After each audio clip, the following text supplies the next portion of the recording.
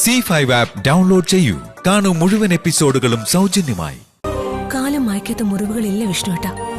മുൻപ് നമുക്ക് പ്രിയപ്പെട്ടവരായിരുന്നവർ പലരും ഇപ്പൊ അങ്ങനെയല്ലല്ലോ. കുറച്ചു കാലം കഴിയുമ്പോ ഇതും അങ്ങനെ ആവുമെന്ന് സമാധാനിച്ചാ മതി. അന്ന് ചിലപ്പോ ഇതൊക്കെ ആലോചിച്ചിട്ട് ഏട്ടൻ തന്നെ ചിരിച്ചെന്ന് വരും. അമ്മ വിളിക്കുന്നുണ്ട്, വാ. ഞാൻ എന്താ വരുന്നു അമ്മേ.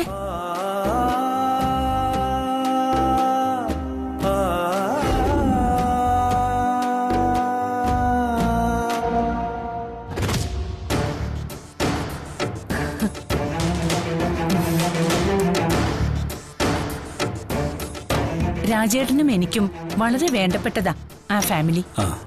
അവരുടെ അച്ഛന്റെ സപ്തതി എന്ന് പറഞ്ഞാൽ രാജേട്ടന് പിന്നെ പോകാതിരിക്കാൻ പറ്റില്ലല്ലോ. അതുകൊണ്ടാ കാര്യങ്ങൾ തീരുമാനിക്കാൻ വേണ്ടി ദാസേട്ടനെ എന്റെ കൂടെ പറഞ്ഞയച്ചത്. അതിനെന്താ, കൃഷ്ണദാസും സുസ്മിതയുടെ കുടുംബത്തിലെ കാരണവര് തന്നെയല്ലേ. പിന്നെ അച്ഛന്റെ സ്ഥാനത്ത് അമ്മാവനിൽ നിന്ന് തീരുമാനങ്ങളൊക്കെ എടുക്കാം.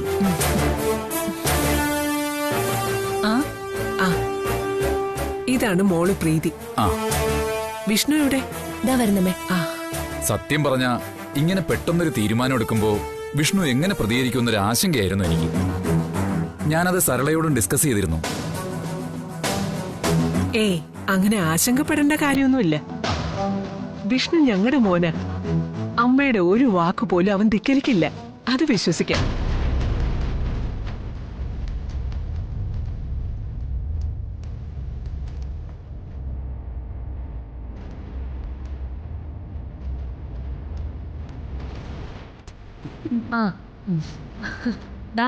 വിഷ്ണുവേട്ട വന്നല്ലോ. അങ്കിൾ, ഇതാണ് രാഘവൻ സത്യഭാമ ദമ്പതികളുടെ ഏക മകൻ വിഷ്ണു. Good morning. നമസ്കാരം. വിഷ്ണുവിന് മനസ്സിലായോ കൃഷ്ണദാസിന്? സുസ്മിതയുടെ അമ്മാവന്, സരളയുടെ ഏട്ടൻ.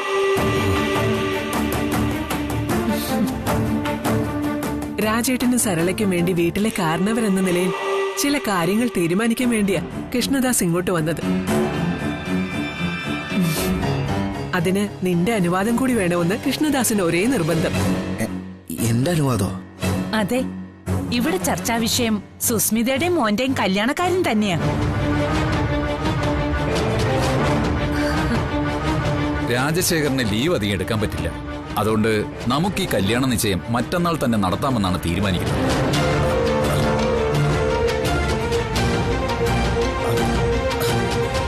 ഇത്ര പെട്ടെന്നോ? പെട്ടെന്നോ? ഇപ്പൊ തന്നെ താമസിച്ചു പോയി ഒരുപാട്. ഡൗൺലോഡ് ചെയ്യൂ C5 ആപ്പ്. കാണൂ എല്ലാ എപ്പിസോഡുകളും സൗജന്യമായി.